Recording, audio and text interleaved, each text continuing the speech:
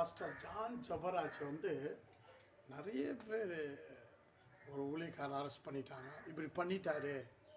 நான் என்ன சொல்கிறேன்னா, ஜான் ஜபராஜ் வந்து உங்களுக்கு அண்ணன்னு வச்சுங்க, இல்லை உங்கள் சகோதரன், இல்லை ஜான் ஜபராஜ் உங்களுக்கு ஒரு மாமா, இல்லை உங்கள் அப்பாவேன்னு வச்சுக்கோங்க, இல்லை உங்கள் குடும்பத்தில் ஒரு நபர்.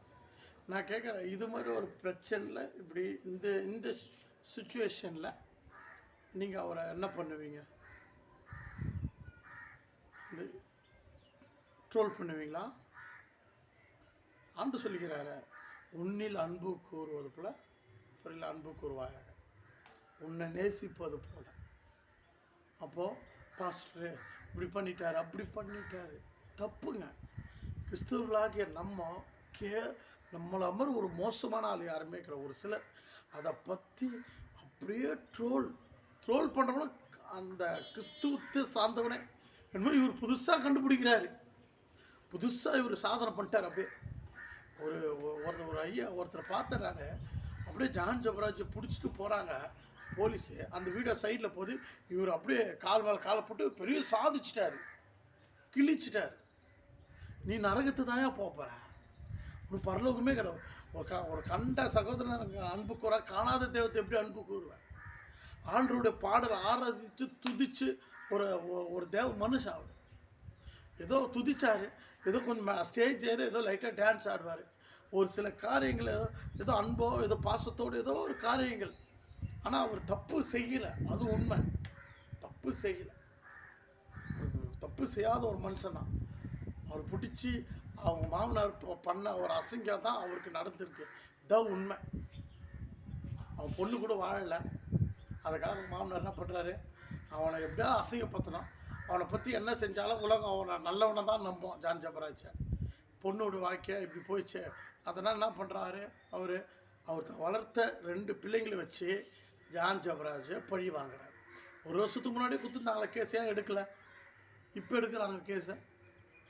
ஜான் ஜபராஜ் மேலே என்ன சொன்னாலும் போலீஸு பிடிக்க மாட்டாங்க, அவனை நல்லவன் உலகம் நம்புது, அவன் பேர் கெடுக்கணும். அதுக்காக இவர் வளர்த்த 2 பெண்கள் வச்சு ஒரு காரியத்தை செய்கிறாரு. ஒரு பொய்யான கேஸு ஜோடித்து போலீஸ் ஸ்டேஷனில் கொடுத்து கொஞ்சம் சில அரசியல்வாதிகளோட ப்ரெஷர் கொடுத்து கேஸ் எடுக்க வச்சு அவரை பிடிச்சி இப்போ திருப்தியாயா இப்போ ஜான் ஜபராஜ் உங்கள் மாவட்ட திருப்தியா? சந்தோஷமா கேக் வெட்டி கொண்டாடு. ஒரு ஊழிக்காரன் பிடிச்சிட்டு போகலாம். நீயும் ஒரு ஊழிக்காரன் தானே, நீ பொண்ணு கொடுத்துருப்ப. உன் மருமகனாக பார்க்காத, அவரையும் ஒரு கர்த்தரோட பிள்ளையாக பாருங்கள். நம்ம எப்பவுமே ஒவ்வொருத்தரும் யாரையுமே மற்றவங்க கர்த்தரோட பிள்ளைங்க அப்படின்னு பார்த்தா அன்பு வரும். இன்னொருத்தர் மனுஷனாக பார்க்காதீங்க. விழுந்து ஓனே அப்படியே சில பேர்லாம் சந்தோஷப்படுறான், கமெண்ட்டில் கட்டவத்தில் போட்டு திட்டிகிட்டு இருக்கான். கர்த்தருக்கு எல்லாத்துக்கும் நம்ம கணக்கு கொடுக்கணும். சர்ச்சு மிதிக்கிற எவனாக இருந்தாலும் சரி, சர்ச்சு மிதிச்சிட்டேன்னா நீ கர்த்தரோட பிள்ளை. நீ சர்ச்சுக்குள்ளே போனாலும் நீ கர்த்தரோட பிள்ளை. யாரையும் குறை சொல்ல உனக்கு தகுதி கிடையாது, இன்க்ளூட் வித் மீ. நான் கூட என் வீடியோவில் எதுலையுமே யாரையும் நான் குறை சொல்கிற மாதிரி போடவே மாட்டேன். வேண்டாம். ஒருத்தர் விழுந்து போனால் அதை வச்சு நகைக்கிறது, சிரிக்கிறது என்னங்க? ஒரு உலகத்தான காட்டிலும் நம்ம கீழ்த்தரமாக போயிடக்கூடாது. நம்ம சகோதரன் யார்? ஜான் ஜபராஜ் எனக்கு சொந்தக்காரன் கிடையாது, அவர் எனக்கு யாருன்னே தெரியாது. நான் அவரோட பாடல்களை கேட்டிருக்கேன், அவ்வளோதான். ஜான் ஜபராஜ் ஐயோடைய பாடல்களை மட்டுமே கேட்ட ஒரு பர்சன் தான். பரிசுத்த ஆவியினால் நிரம்பி அந்த எபினேசர் சாங்ஸ் எவ்வளோ ரீச். அதாவது நான் சொல்கிறேன்னா, தேவன் அவரை பயன்படுத்தினார், அதனால தான் ரீச் ஆகிடுச்சு. அவர் ராகமாக பண்ணாலும் ரீச் கிடையாது. கர்த்தருடைய ஆவியானவர் அதில் இருக்கிறார், அதனால தான் அந்த பாட்டு உலகம் முழுவதும் ரீச் ஆகிடுச்சு. தயவு செய்து சொல்கிறேன், யாருமே அவங்க கேட்குறேன், அன்போடு உள்ளத்தில் கேட்குறேன், அவரை பற்றி தப்பான கமெண்ட்ஸ் போடாதீங்க, தப்பான வீடியோ போடாதீங்க. நான் ரொம்ப ஹம்பிளாக கேட்குறேன். ஜான் ஜபராஜை பற்றி ஒரு நெகட்டிவாக, அவரை பற்றி கீழ்த்தரமாக தப்பு. அவர் ஒரு பாஸ்டருங்க, ஒரு சர்ச்சு பாஸ்டர். அவரும் கர்த்தருடைய பிள்ளை, நம்மளும் பிள்ளை, அவ்வளோதானே. நம்ம சகோதரன். இன்னொருத்த போட்டால் ஏன் போட்ட நம்ம தான் கேட்கணும். ஏமா போட்ட நம்ம கேட்கணும். அவ்வளோ பாருங்க, ஒரு சின்ன ஒரு ஆட்டோ ஸ்டாண்டில் ஒரு ஆட்டோக்காரனை போய் எவனாவது ஒருத்தர் திட்டினா போதும், எல்லா ஆட்டோக்காரும் சூழ்ந்துப்பான். எப்படி ஆட்டோக்காரன் பார்க்க மேலே கை வைப்பான், எல்லா ஆட்டோக்காரும் சூழ்ந்துப்பான். ஏன் கோயிலில் பிச்சை எடுக்கிறவனை கூட போயிட்டு ஒரு பிச்சைக்காரனை ஒரு அடி அடிச்சிட்டோம்னா கோவத்தில் அடித்தா மற்ற பிச்சைக்காரன் சேர்ந்தா எப்படியே அடிக்கலாம்னு கேட்பான், கண்டிப்பாக கேட்பான். எல்லோருக்கும் ஒரு சங்கம் இருக்குது. ஆனால் ஒரு பாஸ்டர் ஒரு ஊழியக்காரன் ஏறி அப்படி பிரசங்கித்தார், தேவன் பயன்படுத்த பாத்திரம். இன்னைக்கு எல்லாம் அப்படியே கை விட்டு நிற்கிறான். அவர் பெரிய பெரிய ஊழியரோட ஆல்பம்லாம் வெளியிட்டிருக்காரு, பாடலாம் பாடி இருக்கிறார். என்ன சொல்கிறது, இன்னைக்கு என்ன அவருக்கு சப்போர்ட். ஒரு சில பேராயர்கள் சப்போர்ட் தெரிவிக்கிறாங்க, ஒரு சில பேராயர்கள் தெளிவாக சொல்கிறாங்க, அருமையாக சொல்லியிருக்காங்க. அது எல்லாமே யூடியூப்பில் தான். நான் சொல்ல வர ஒரே ஒரு காரியம் தான், ஜான் ஜெபராஜை பற்றி அவருடைய காரியத்தை பற்றி போலீஸ் அவங்க வேலையை செய்யட்டும், அட்வொகேட் அவங்க வேலையை செய்யட்டும், நீதிமன்றம் அது தீர்ப்பு கொடுக்கும், உண்மையான தீர்ப்பு வெளியே வரும். இதுக்கு இடைக்குள்ள நீங்களோ இல்லை நானும் அவரை பற்றி தப்பாக கிரியேட் பண்ணி அவரை பற்றி ஃபோட்டோ போட்டு வீடியோ போட்டு ஆல்ரெடி மனுஷன் ஜெயிலில் சாவறாருங்க, நீங்களும் நானும் அவர் வீடியோவை போட்டு அவரை பற்றி தப்பாக பேசி கஷ்டப்படுத்தாதுங்க. மனுஷன் ஆல்ரெடி ஒட்டிச்சிட்டிங்க. இப்போல்லாம் பாஸ்டருக்கு வளரவும் முடியாது போல இருக்குது. நல்லா ஆண்டுக்குள்ளே வளர்ந்தா கிறிஸ்தவர்கள் ஒரு சிலர் சேர்ந்து அப்படியே ஒட்டிச்சு தள்ளிடுறீங்க மனுஷனை. எப்படி ஒரு லைன் மாதிரி பேசின இந்த மனுஷனை இன்னைக்கு ஒட்டிச்சு உள்ளே போட்டாச்சு. இதுக்கு காரணமான யாராக இருந்தாலும் கர்த்தர் சும்மா விட மாட்டாங்க. உங்களுக்கு தெரியல, ஜான் ஜெபராஜா சொல்லுவார், சில நேரங்களில் அவர் பிரசங்கம் பண்ணும்போது அருமையாக ஒரு சில காரியங்களை சொல்லுவார். அப்படியே அவர் சொல்லியிருக்கிறார், யாரெல்லாம் என்னென்ன செய்கிறீங்களோ அதுக்கு என்ன நடக்குன்றது அவரே சொல்லியிருக்கார் பிரசங்கத்தில். கட்டாயமாக அது நிறைவேறும். ஒரு மனுஷன் வளர்ந்து வந்தால் சந்தோஷப்படுங்க. ஏறி நல்லா பாட்டு எழுதுறாரு, ராப்பு இசை. ராப்பு இசை எவ்வளோ அழகாக அந்த இசையில் அந்த பாடல்களை பாடுறாரு, எவ்வளோ பேர் தாங்க. நீங்கள் பாடி வெளியிடா ஊரே சிரிக்கும். அவர் ராப் இசைன்னு சில பேர் கலாய்க்கிறீங்கள, ராப் இசையில் வித்தியாசமாக பாடுறாரு. நான் உங்களை கேட்குறேன், ராப் இசையில் நீங்கள் ஒரு பாடல் எழுதி வெளியிடுங்களேன். உங்களை எல்லோரும் ட்ரோல் பண்ணி உங்களை காமெடி பண்ணி உங்களை உயிரோடே சாவச்சிருவாங்க. ஆனால் மனுஷன் அதில் முதல் முறையாக இன்ட்ரடியூஸ் பண்ணியிருக்காரு ரேப் இசை. நல்லா தெரிஞ்சுங்க, இனி வர பாடல்கள் எல்லாமே ரேப் இசையில் தான் வரும். ஏன்னா வாலிபருக்கு ரொம்ப விரும்பி கேட்பாங்க. நம்மலாம் பழைய ஜென்ரேஷன் கீர்த்தனை பாடல்கள், பாமாலைகள் என்னென்னமோ முடிஞ்சு போச்சு. அதெல்லாம் திருப்பி பாடினா யூத்தெல்லாம் வரமாட்டான் சபைக்கு. வயசானவங்க 4 பேர் தான் நம்ம தான் வந்து ஆராதிக்கிறோம், வரமாட்டாங்க, வரவே மாட்டாங்க. இப்போல்லாம் ரேப் இசை, ராக் இசை, மியூசிக் மாறும், கண்டிப்பாக ஆராதனை மாறும், ஸ்டைலிஷ் மாறும், காலங்கள் மாறுது, எல்லாமே மாறுது, எல்லாம் டிஜிட்டலாக போயிட்டுருக்கு. எல்லாமே பழைய மெத்தடெல்லாம் வேலைக்கு ஆகாது. ஒரு காலகட்டத்தில் ஊராக போய் ட்ராக்ஸ் கொடுத்தோம், நடந்து ஊழியம் செய்யலாம். இப்போல்லாம் நடந்தெல்லாம் பண்ண முடியாது. ஸோ இந்த நாட்களில் பார்த்தீங்கன்னா அன்பான தேவ பிள்ளைகளை, இந்த நாட்களில் எல்லோருமே பைக் எடுத்துகிட்டு போகிறோம். கம்பல்சரி எல்லாம் பைக்கில் எடுத்துருந்தா கிராமத்துக்கு போவோம். ஆனால் சில பேர் சொல்லுவாங்க, அந்த காலத்தில் நாங்கள்லாம் எப்படி நடந்து போனோம் தெரியுமா, கஷ்டம். அப்போ பைக் இல்லை, இப்போ பைக் இருக்குது, எல்லாம் பைக் எடுத்துகிட்டு போகிறாங்க. இப்போ பைக் எடுத்துன்னு போனால் தான் எல்லாத்தையும் ரீச் பண்ண முடியும். நீ நடந்து நம்ம அன்னைக்கு ரீச் பண்ணது பைக் எடுத்து நிறைய ரீச் பண்ணலாம். கரெக்டு தானாங்க?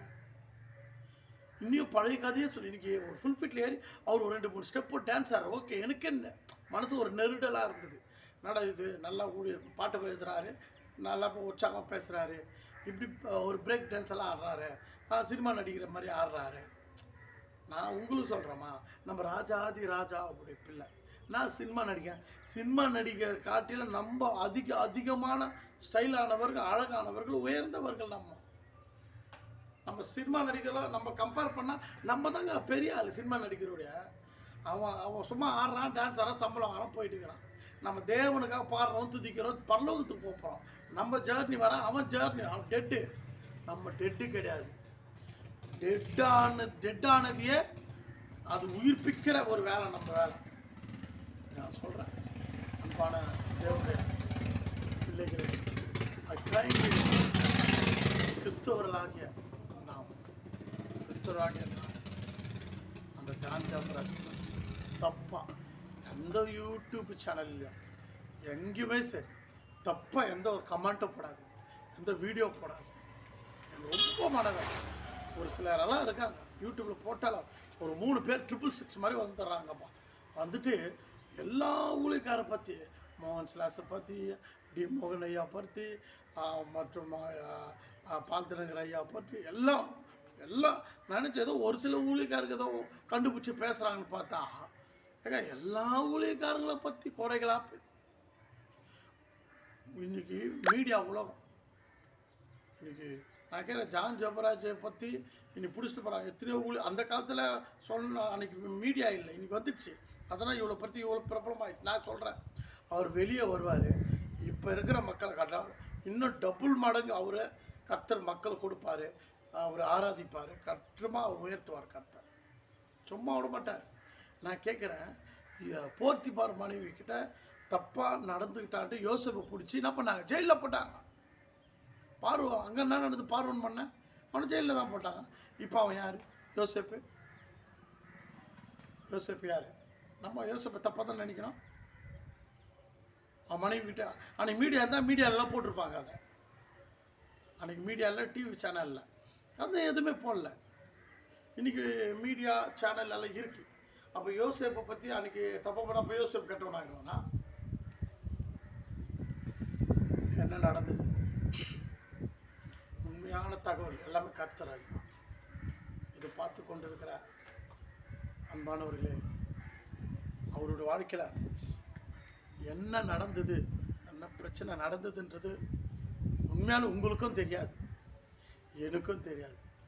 ஆனால் தெரியாமையே நமக்கு வாய்க்கு வந்ததெல்லாம் பேசி அவரை புண்படுத்துகிறோம்னா, நான் ஒன்று சொல்லிடுறேன், நம்ம தெரியாமே அப்படி புண்படுத்தினா நம்ம பாவம் செய்கிறோம், நம்ம நரகத்துக்கு போயிடுவோம். ஜான் ஜபராஜி ட்ரோல் போட்டவன் அவன் நரகத்துக்கு போயிடுவான். ட்ரோல் போட்டவன் இதெல்லாம் ரசித்த நம்ம நரகத்துக்கு போயிடுவோம். ஜான் ஜபராஜ் ஆமாம் பொய்யான அதெல்லாம் நெகட்டிவ் விஷயம்லாம் மேலே போட்டு லாஸ்ட்டு நம்ம நரகத்துக்கு போடுவோம். ஆனால் அந்த ஜான் ஜபராஜ் ஐயா அவர் திருப்பி வெளியே வந்து அவர் ஜெபித்து அவர் பரலோகத்துக்கு போயிடுவார். நான் ஒன்றே ஒன்று சொல்கிறேன், ட்ரோல் பண்ணுற நீ நரகத்தான் போ. நீ மட்டும் போகாத, உங்களோட யாரெல்லாம் கூட்டாளிங்க மொத்த பேரும் போகிறீங்க. அதை ரசித்த ஒவ்வொருத்தரும் போப்பார். ஜான் ஜபராஜ் தப்பாக கமெண்ட் போட்டு நீ எல்லாம் நரகத்தான் போப்பார். அவர் செஞ்சதை நீ கண்ணால் பார்த்தியா? அவர் தப்பு செஞ்சதை நீ கண்ணால் பார்த்தியா? வீடியோ போடு. நான் 2 கண்ணால் தப்பு செய்ததை நான் பார்த்தேன். சொல்லு, சொல்ல முடியுமா உன்னால்? சொல்லு. இல்லை வீடியோ எடுத்து வச்சுக்கிறியா? காட்டு. நீங்கள் எங்கேயோ ஒரு மூலையில் இருக்கிற பாஸ்டர் நல்லா ஆடி துதிச்சாரு, உடனே பிடிச்சிட்டாங்க. ஒருத்தரோட இமேஜ் கிடறது அவ்வளோ ஹாப்பி. எல்லாம் தெரிஞ்ச இன்னொரு இமேஜ் ஒரு மனுஷன் சரிஞ்சு விழுறத ரசிக்கிறது, சந்தோஷப்படுறது, இது மாதிரி ஒரு கேவலமான துன்மார்க்கமான ஒரு ஹேபிட் குணம் நமக்கு இருக்கவே கூடாது. யாராக இருந்தாலும் உயரணும், அதான் நினைக்கணும். வேதத்தில் ஒரு வசனம் இருக்குது, கணம் பண்ணுவதிலே முந்தி கொள்ளுங்கள், கணம் பண்ணுவதிலே முந்தி கொள்ளுங்கள். அன்பான தேவன் பிள்ளைகளை, இன்னொருத்தர் நம்மளை காட்டிலும் உயரமானவர்களாக நினைக்கணும், மதிக்கணும், ரெஸ்பெக்ட் பண்ணணும். இன்றைக்கி நமக்குள்ளே ஒரு பெரிய பிசாசனை ஒரு பெருமைன்னு ஒரு எண்ணத்தை தோன்றாங்க. லூசிபரையாக இருந்தாங்க, ஒரே வார்த்தை பெருமை. நான் மேலேயே ஏறுவேன், நான் நம்ம ஆண்டுக்கு மியூசிக் வாசிக்கிறோம், நம்ம இசைக்கே வழங்குறாரு, நம்ம அவருக்கு மேலே தானே பெரிய ஆள் நினச்சிட்டான். முடிஞ்சுதான். இன்னைக்கு கூட தான் ஒவ்வொரு தேவ மனுஷனாக நினைங்க, கீழ்ப்படிங்க, ஊழியக்கார கீழ்ப்படிங்க. நான் ஒன்று சொல்லிடுறேன், இதை கேட்டுக்கொண்டிருக்க அந்த சபை விசுவாசிகளுக்கு சொல்கிறேன், ஒரு பாஸ்டர் பற்றி தப்பாக போகிறனால இதெல்லாம் பொய்யான விஷயங்கள். அதாவது கடைசி நாட்கள் ஊழியர்கள் உண்மையாக தான் இருப்பாங்க, ஆனால் அவங்கள பற்றி சுற்றிக்கிறவங்க தப்பாக போட்டு